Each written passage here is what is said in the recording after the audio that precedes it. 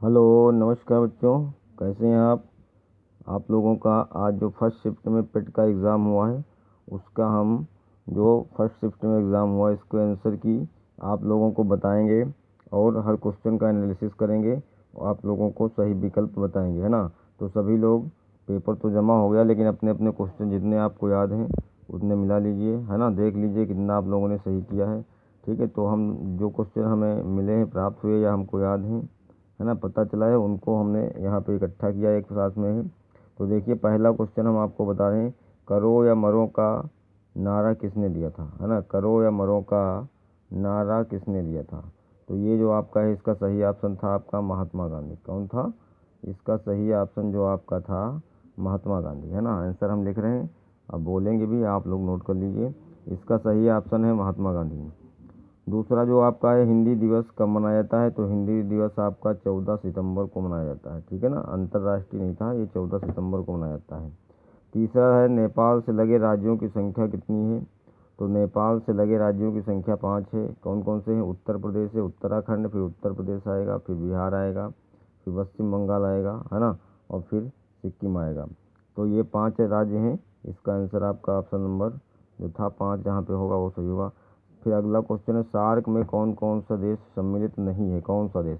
उसमें 4 ऑप्शन में दिए होंगे, है ना। तो 3 सम्मिलित होंगे, एक नहीं। तो उसमें जो था वो म्यांमार नहीं सम्मिलित था, म्यांमार, है ना। म्यांमार, म्यांमार में ऑप्शन में सही था, वो सम्मिलित नहीं है। संतरे में कौन सा विटामिन होता है। तो सभी को ये पता है कि यहाँ पे विटामिन सी होता है। फिर अगला है 6 नंबर, विद्युत धारा का संवहन कौन करता है। तो ये भी आपको सबको पता है कौन करता है, इलेक्ट्रॉन करता है। विद्युत धारा का संवहन कौन करता है ना, इलेक्ट्रॉन करता है।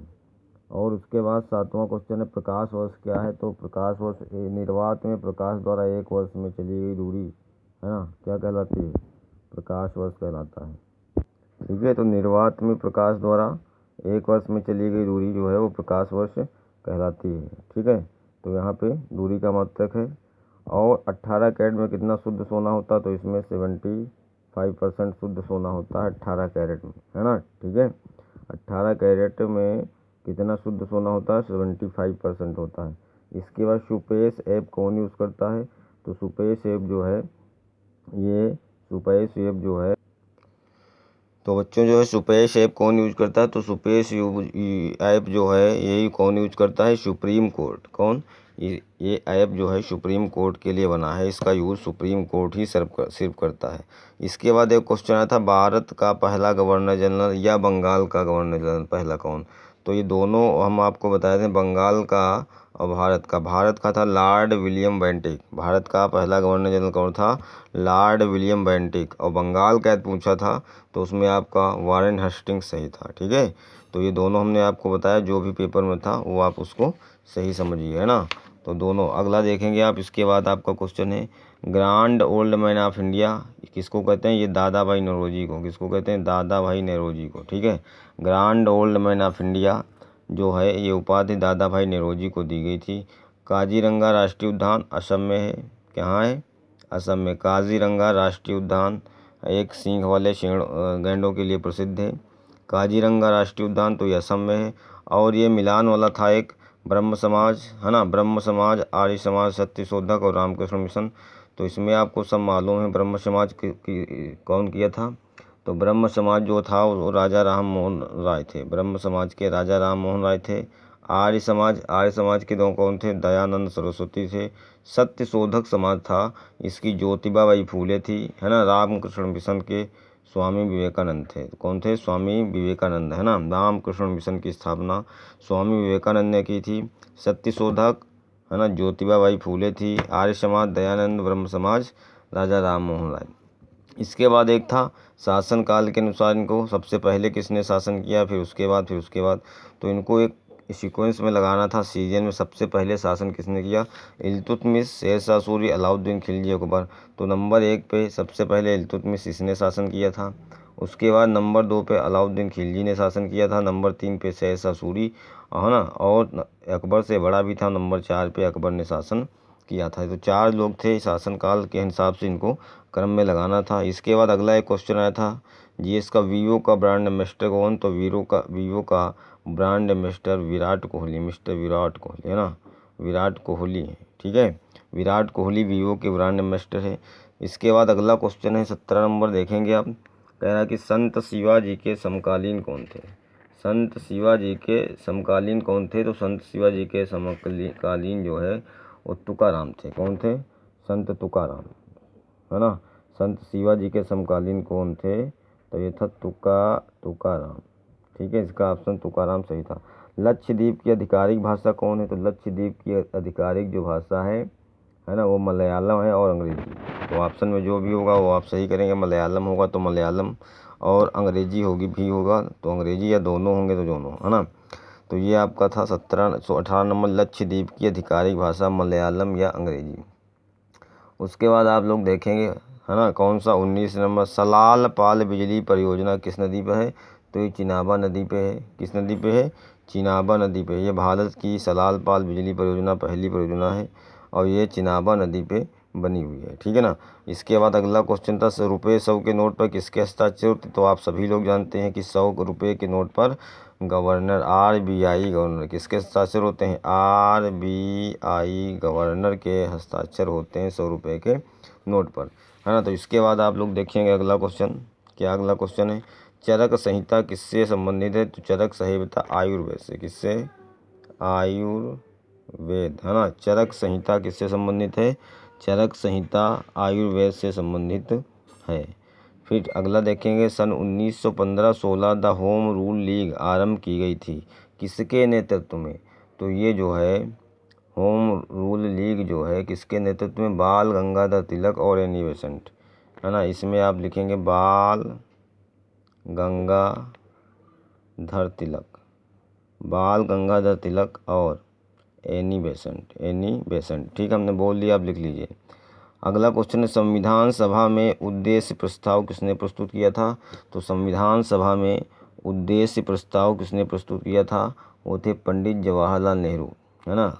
1946 में पंडित जवाहरलाल नेहरू ने उद्देश्य प्रस्ताव को प्रस्तुत किया था।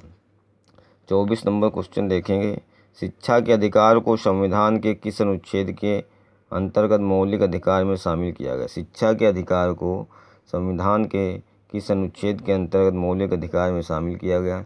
तो ये आप था, है ना, आर्टिकल 21A, है ना, 21A के अंतर्गत। किसके? 21A के अंतर्गत इसको शामिल किया गया। और 46वें संविधान संशोधन, ये भी बता दें, 46वें संविधान संशोधन 2002 में, कब? 2002 में। और ये FEMA, फीमा का फुल फॉर्म क्या होता है?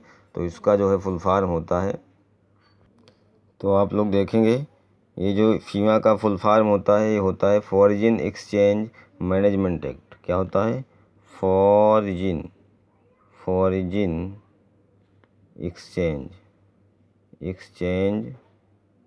ठीक है, मैनेजमेंट एक्ट। क्या होता है?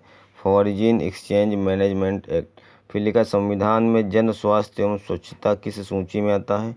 तो संविधान में जन स्वास्थ्य एवं स्वच्छता किस सूची में आता है? तो राज्य सूची में। किस सूची में आता है?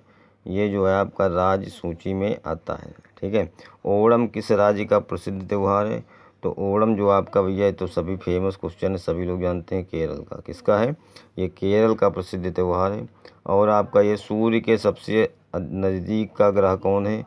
तो ये भी आप जानते हैं, सूर्य के नज़दीक का सबसे ग्रह जो है वो आपका बुध है। कौन है? बुध है। और पृथ्वी के सबसे नज़दीक ग्रह जो है वो भी आपका वो आ सकता है, मंगल होता है। तो सूर्य के सबसे नज़दीक ग्रह कौन सा है? बुध है। एशिया का प्रथम नोबेल पुरस्कार प्राप्त करने वाला व्यक्ति कौन था? एशिया का प्रथम नोबेल पुरस्कार, तो एशिया का प्रथम नोबेल पुरस्कार जो है वो रविंद्रनाथ टैगोर को मिलता है। किसको? रविंद्रनाथ टैगोर को, है ना। एशिया का प्रथम नोबेल पुरस्कार प्राप्त करने वाले व्यक्ति रविंद्रनाथ टैगोर थे। और अगला आप देखेंगे, अजंता एलोरा की गुफाएं किस राज्य में हैं? तो ये अजंता एलोरा की गुफाएं महाराष्ट्र में हैं।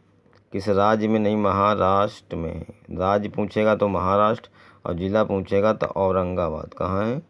औरंगाबाद में है। अब ऑप्शन में जो आप किया हुआ हो, गुफाएं महाराष्ट्र में है, राज्य पूछेगा तो महाराष्ट्र बताएंगे और ज़िला पूछेगा तो औरंगाबाद आप लोग बताएंगे। ठीक है।